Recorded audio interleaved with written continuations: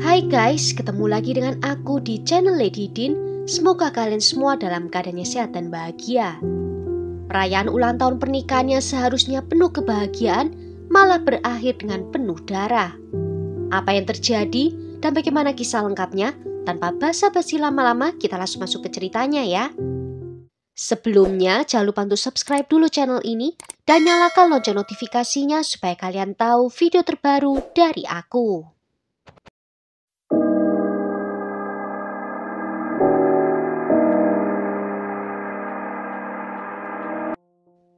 Di tahun 1993, ketika April Lott berusia 17 tahun, dia kehilangan ibunya karena penyakit kanker.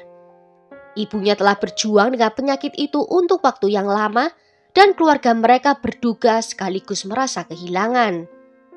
Ayahnya tidak mampu mengatasi depresi dan perlahan-lahan semakin jatuh dalam depresinya. Pria itu menjadi kecanduan zat terlarang dan menjadi tidak dapat sepenuhnya membesarkan anak-anaknya. April sebagai putri sulung terpaksa bertanggung jawab atas adik laki-laki yang masih berusia 1 tahun dan juga adik perempuannya yang berusia 9 tahun saat itu. Pada kenyataannya, dia yang menggantikan peran dari ibunya.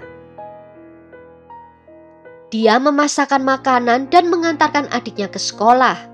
Dia mengurus semuanya, selain itu masih harus fokus dalam sekolahnya sendiri. Terlepas dari kesedihan yang dialaminya, dia sadar kalau tidak bisa ikut jatuh depresi seperti ayahnya. Untungnya di sekolah, dia bertemu dengan teman-teman yang baik dan menjalani masa sekolah yang penuh bahagia. Selepas SMA, April masuk ke universitas untuk mengejar mimpinya menjadi seorang dokter. Oleh teman sekampusnya, April dikenal sebagai sosok yang ramah dan menyenangkan. Pada tahun 1998, ketika dia berusia 23 tahun, April bertemu dengan Justin Barber, seorang pemuda yang berusia 26 tahun dan belajar di universitas yang sama dengannya. Justin sudah di tahun terakhirnya dan berambisi untuk menjadi salah satu siswa terbaik dalam jurusannya. April dengan cepat jatuh cinta dan hatinya berdebar setiap kali bertemu dengan Justin. Perasaan April tidak bertepuk sebelah tangan karena Justin rupanya juga jatuh cinta padanya. Dia bahkan memutuskan untuk memperkenalkannya pada orang tuanya yang langsung juga menyukai April. Keluarga Justin menyadari bahwa pasangan ini diciptakan untuk satu sama lain dan tidak ada yang dapat memisahkan mereka. Justin dan April juga menyadari hal ini dan mereka tidak menunda untuk lanjut ke tahap selanjutnya. Hanya 10 bulan sejak pertama berkencan, mereka memutuskan untuk menikah. Beberapa orang menganggap tindakan tersebut tergesa-gesa, tetapi mereka tetap mendukung sepenuhnya. Pada bulan Agustus 1999, mereka pergi selama seminggu ke Bahama untuk melangsungkan pernikahan. Dan setelah menikmati bulan madu, mereka kembali ke kenyataan kehidupan sehari-hari. Setelah itu mereka pindah ke Georgia, di mana masing-masing mendapatkan pekerjaan di sana. Justin menjadi seorang salesman dan April adalah seorang karyawan di Departemen Radiologi. Pasangan ini sangat berbahagia menjalani kehidupan pernikahan mereka. Semuanya berjalan baik sampai 2 tahun kemudian ketika Justin ditawari sebagai posisi direktur. Namun pekerjaan itu berada di Jacksonville, Florida, di mana jarak dari rumah ke kantor akan memakan waktu lebih dari 3 jam. April mendesak suaminya untuk menerima tawaran itu karena dia yakin bahwa solusi pasti akan muncul. April belum bisa berhenti dari pekerjaannya sehingga dia akan tetap tinggal di Georgia.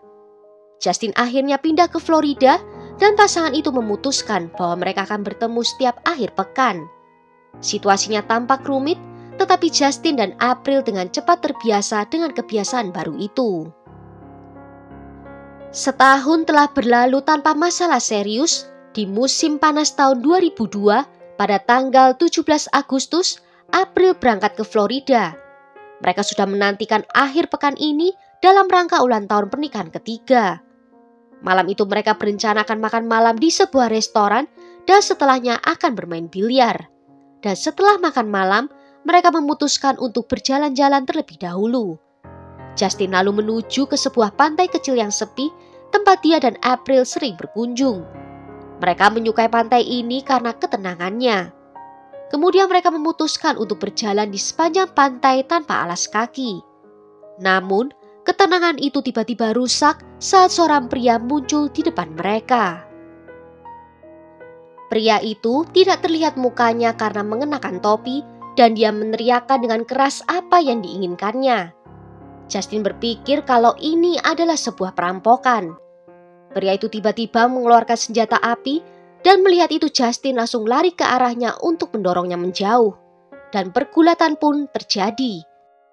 Namun suara letusan senjata tiba-tiba terdengar yang membuat Justin kehilangan kesadarannya. Dan ketika dia sadar, dia menyadari bahwa dia benar-benar sendirian di area pantai itu. Penyerang telah melarikan diri dan April juga ikut menghilang bersamanya. Justin mulai memanggil namanya namun usahanya itu sia-sia. April tidak merespon panggilannya itu. Beberapa menit kemudian baru dia melihat April terbaring tak bergerak di dalam air menghadap ke bawah. Jelas terlihat kalau dia tidak sadarkan diri. Justin menariknya keluar dari air, mencoba untuk mengajaknya bicara tetapi April tidak pernah menjawab. Karena keadaannya sangat gelap, Justin tidak segera menyadari. Namun saat memeriksa dia menemukan bahwa April terluka tembak beberapa kali di tubuhnya. Justin memegang pinggang April dan berencana menyeretnya ke jalan yang jaraknya beberapa ratus meter untuk menuju ke jalan raya untuk mencegat mobil agar bisa meminta bantuan.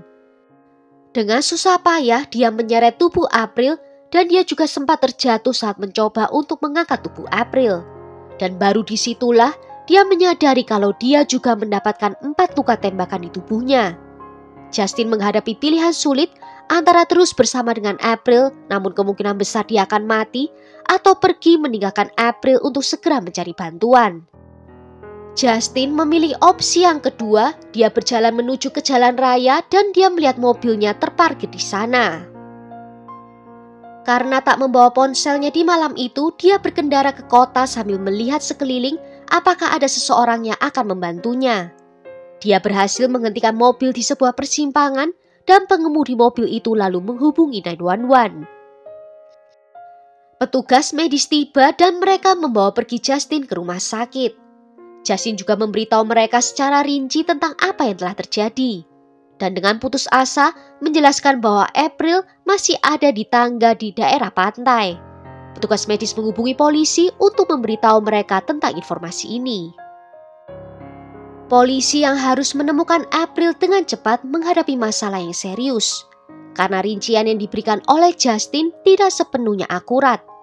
Dia menyebutkan pantai dan tangga, tetapi ini tidak memungkinkan untuk menentukan lokasi yang tepat. Waktu akhirnya mereka berhasil menemukan tangga yang dimaksud, sayangnya tidak ada lagi yang bisa mereka lakukan untuk menolong April. Penyelidikan pembunuhan telah dimulai. Karena waktu sangat penting dalam investigasi semacam ini, para penyelidik pergi ke rumah sakit karena mereka perlu mewawancarai Justin untuk mendapatkan informasi sebanyak-banyaknya tentang malam tragis di pantai itu. Ketika penyelidik memasuki kamar pasien, mereka langsung bertanya tentang istrinya dan dia juga diberitahu bahwa April memang telah ditemukan tetapi tidak dapat diselamatkan. Ketika sudah tenang, Justin diminta untuk menggambarkan penyerang sedetail mungkin. Menurut Justin, pelaku memiliki tubuh yang lebih tinggi dan lebih besar daripada dia. Ciri-ciri wajahnya tersembunyi dalam kegelapan dan tidak mungkin terlihat. Polisi juga memfoto luka-luka dari Justin, di mana dia terluka di beberapa tempat seperti di tangan kiri, bahu kiri, bawah leher, dan juga di bagian dadanya. Tetapi luka tersebut tidak mengancam nyawanya dan setelah dirawat Justin bisa keluar dari rumah sakit pada keesokan harinya. Setelah pemakaman April yang berlangsung di Oklahoma, Justin kembali ke Florida untuk membantu polisi menemukan pembunuh istrinya. Selama lebih dari 10 jam, Justin tinggal di TKP dan memberitahu penyelidik tentang peristiwa yang terjadi di tepi laut itu. Penyelidik mengetahui bahwa April yang baru tiba dari Georgia kemungkinan besar mengalami kegelisahan karena membawa alat kejut listrik. Namun yang lebih penting adalah 3 minggu sebelum kejadian ini, rumahnya dibobol oleh orang tak dikenal. Penyelidik memutuskan untuk menginterogasi rekan-rekan April dari Georgia. Namun semua orang dengan yakin menyatakan bahwa kasus perampokan tidak ada hubungannya dengan kasus pembunuhan. Bagi Justin, proses penyelidikan berjalan terlalu lambat karena hanya ada sedikit usaha dari polisi. Faktanya penyelidik bertindak begitu sengaja untuk menyembunyikan kecurigaan mereka yang sebenarnya dari pelaku utama. Dari awal, mereka sudah menduga bahwa pembunuh sebenarnya adalah Justin, karena versi ceritanya tentang kejadian malam itu sangatlah aneh. Juga diketahui kalau di area pantai itu sangat aman dan tidak pernah terjadi kejahatan sebelumnya. Penyelidik juga mencatat bahwa pelaku tidak mengambil apapun, baik dompet Justin maupun cincin berlian dari April. Kecurigaan semakin meningkat ketika Justin kembali ke Florida setelah menguburkan istrinya. Dia ingin membantu penyelidikan, tinggal bersama polisi di pantai selama berjam-jam. Saat itu penyelidik yang sudah menganggapnya sebagai tersangka dengan cermat menganalisis perilakunya. Menurut pendapat mereka, Justin berpura-pura menangis dengan menutupi wajahnya tetapi tidak mengeluarkan setetes air mata. Penyelidik juga merasa aneh dengan cerita Justin yang mengatakan di malam itu dia berkendara sejauh 16 km untuk mencari bantuan. Padahal di sepanjang jalan yang dilewati banyak sekali toko-toko 24 jam yang buka seperti McDonald's, minimarket dan juga pom bensin. Semua keanehan ini meyakinkan para penyelidik untuk memusatkan perhatian mereka pada Justin. Mereka mulai menganalisa kehidupannya bersama April yang dianggap ideal oleh banyak orang. Dan lagi-lagi ternyata gambaran dari luar itu sangatlah menipu. April rupanya sering dipermalukan oleh Justin, di mana dia akan dihina jika berat badannya bertambah. April akhirnya mengalami depresi dan juga trauma.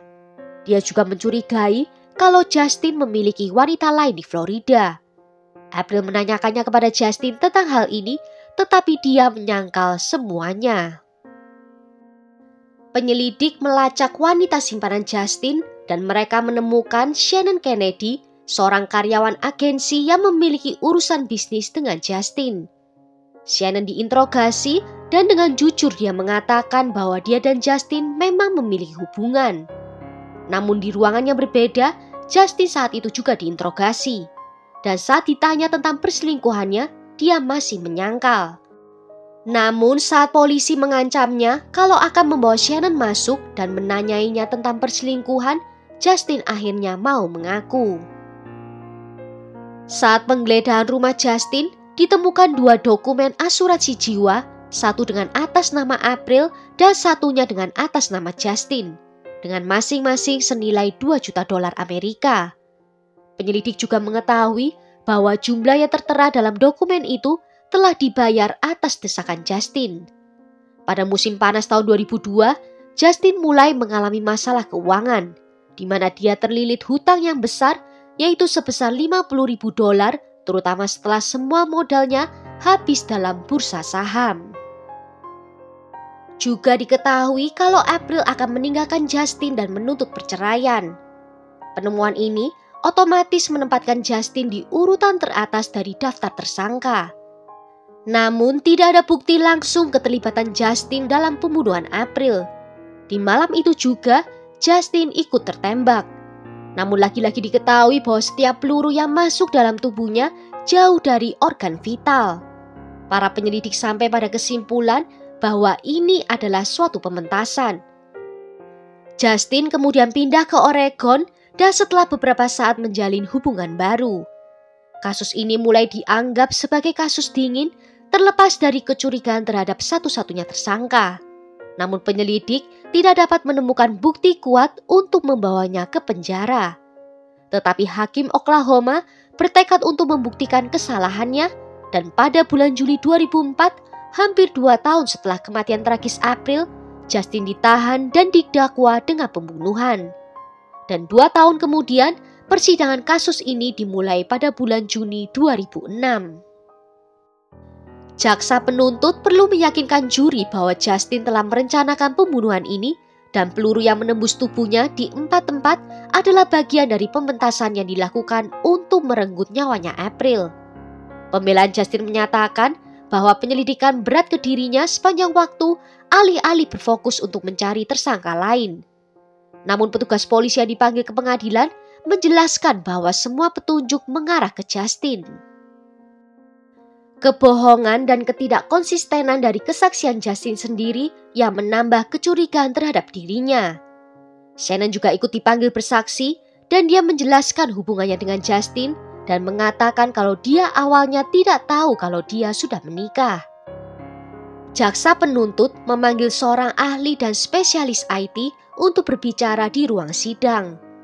Ahli itu mempelajari isi komputer Justin dan membuat penemuannya sangat menarik. 6 bulan sebelum pembunuhan April, Justin melakukan pencarian di internet bagaimana cara menembak diri sendiri dan tidak mati.